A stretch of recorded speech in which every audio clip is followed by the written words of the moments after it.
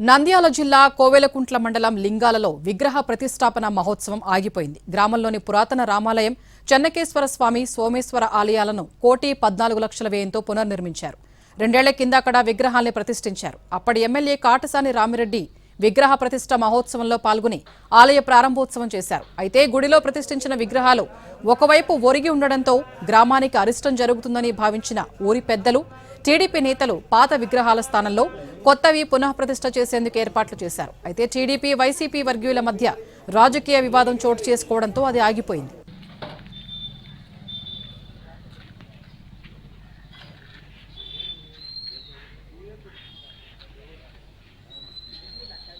గత ప్రభుత్వం హయాంలో ప్రతిష్ఠించిన విగ్రహాల్ని తొలగించి కొత్తవి పెట్టే విషయంపై లింగాలలోని వైసీపీ నేతలు అభ్యంతరం తెలిపారు. విగ్రహ ప్రతిష్ఠ మహోత్సవాన్ని నిలిపివేయాలంటూ హైకోర్టుకు వెళ్లి స్టే ఆర్డర్ తీసుకునొచ్చి దేవాదాయ శాఖ అధికారులకు అందజేశారు. న్యాయస్థానం ఉత్తర్వుల్ని అందుకున్న అధికారులు విగ్రహ ప్రతిష్ఠ వేడుకను నిలిపివేసినట్లు ఆలయానికి కోర్టు నోటీసులు అంటించి తాళం వేశారు. టీడీపీ, వైసీపీ వర్గీయుల మధ్య వివాదం నెలకొనడంతో పోలీసులు భద్రత పెంచారు. గ్రామంలో ఎలాంటి అవాంఛనీయ ఘటనలు చోటు చేసుకోకుండా భారీ ఎత్తున బందోబస్తు ఏర్పాటు చేశారు.